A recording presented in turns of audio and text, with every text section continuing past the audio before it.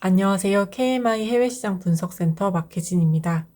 인도네시아는 전체 인구의 80% 이상이 무슬림으로 이루어진 국가로 식품 선택 시 할랄 여부가 아주 중요한 기준으로 작용합니다.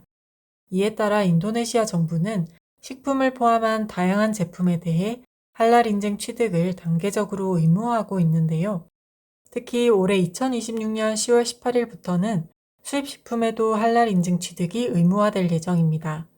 이에 따라 이번 시간에는 인도네시아 할랄 인증 제도의 주요 내용과 수산식품 수출 기업이 유의해야 할 사항에 대해서 살펴보겠습니다. 할랄 인증 의무화 정책을 설명하기에 앞서 할랄의 개념과 인도네시아에서 요구하는 할랄 식품의 기본 요건에 대해 말씀드리겠습니다.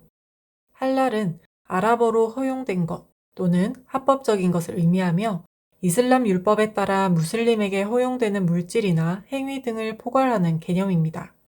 반대로 하람은 이슬람 율법에 따라 금지된 것을 의미하며 대표적으로 돼지고기, 적절한 방식으로 도축되지 않은 육류, 알코올 등이 이에 해당합니다.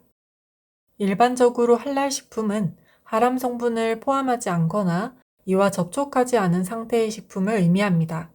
이에 따라 수산물은 통상적으로 할랄 식품으로 취급되는데요. 다만 국가 및 종파별 해석 차이에 따라 일부 수산물에 대한 판단 기준은 달라질 수 있어서 제품 유형별 세부 기준을 확인할 필요가 있습니다. 또한 할랄은 단순히 금지 성분이 없는 상태만을 의미하진 않습니다. 원재료의 적합성뿐만 아니라 생산, 가공, 운송 과정에서의 청결과 위생관리 역시 중요한 요소로 간주됩니다.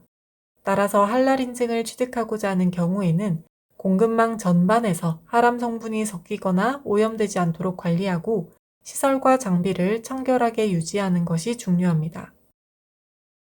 다음은 인도네시아의 할랄 인증 의무화 정책에 대해 말씀드리겠습니다. 인도네시아의 할랄 제품 보장청은 2024년 10월부터 인도네시아 내 유통되는 모든 식품에 대해 할랄 인증을 취득할 것을 의무화하였으며 수입식품에는 2년간의 유예기간을 부여하였습니다. 2026년 10월 17일자로 이 유예기간이 종료되기 때문에 종료일 이후에는 인도네시아로 수입되는 모든 식품에는 할랄 인증 취득이 요구됩니다. 다만 가공되지 않은 신선 냉장 어류와 신선 건조 해조류는 관련 규정에 따라서 할랄 인증 의무 대상에서 제외되어 있습니다. 따라서 이러한 제품들은 인증을 필수적으로 취득하지는 않아도 되지만 제품 홍보 및 소비자 신뢰 확보를 위해서는 선택적으로 인증을 취득할 수 있습니다. 면제 대상을 제외한 대부분의 수산물 및 수산가공품은 할랄 인증 의무 대상에 해당하는데요. 이에 따라 조미김, 어묵 등 수산가공품뿐만 아니라 가공되지 않은 냉동어류, 갑각류, 폐류 등도 인도네시아 수출 전 할랄 인증을 취득해야 합니다. 인도네시아 할랄 인증 취득 절차는 크게 3단계로 구분되며 각 단계별 수행 주체와 절차가 서로 다르기 때문에 국내 수출업체와 인도네시아 수입업체 간 긴밀한 협조가 필요합니다. 먼저 국내 수출업체는 인증기관을 통해 해외 할랄 인증서를 발급받아야 합니다. 해외 할랄 인증서는 제품이 할랄 기준에 적합하다는 것을 증명하는 문서로 인도네시아 외 국가에서 발급된 인증서를 의미합니다. 이후 인도네시아 수입업체 또는 현지 대리인은 발급된 해외 할랄 인증서를 인도네시아 할랄 제품 보장청에 등록하고 인증서 등록번호를 발급받아야 합니다. 마지막으로 국내 수출업체는 인도네시아 당국이 발급한 등록번호와 공식 할랄 로고를 제품 라벨에 표시해야 합니다. 앞서 말씀드린 절차를 세부적으로 살펴볼 텐데요. 첫 번째로 해외 할랄 인증서를 신청하는 방법에 대해 설명드리겠습니다. 인도네시아에서 인정되는 할랄 인증을 취득하기 위해서는 인도네시아 할랄 제품 보장청과 상호 인정 협력을 체결한 인증기관을 선택해야 합니다. 현재 국내에서는 총 5곳의 인증기관을 통해서 인도네시아에서 인정되는 할랄 인증을 취득할 수 있습니다. 국내 인증기관은 제품의 원재료, 제조 공정, 작업 환경 등을 심사하며 이후 인도네시아 울라마 위원회의 최종 심사를 통과한 제품에 한해 할랄 인증서를 발급합니다. 다음으로 인도네시아 수입업체 또는 현지 대리인은 국내 수출업체가 발급받은 해외 할랄 인증서를 인도네시아 할랄 제품 보장청에 등록해야 합니다. 인도네시아 정부는 수입 할랄 제품의 관리 및 추적을 위해 해외에서 발급된 할랄 인증서를 별도로 등록할 것을 요구하고 있습니다. 따라서 해외 할랄 인증서를 취득하더라도 인도네시아 내의 등록 절차를 완료하지 않을 경우 공식적인 할랄 제품으로 인정되지 않을 수 있습니다.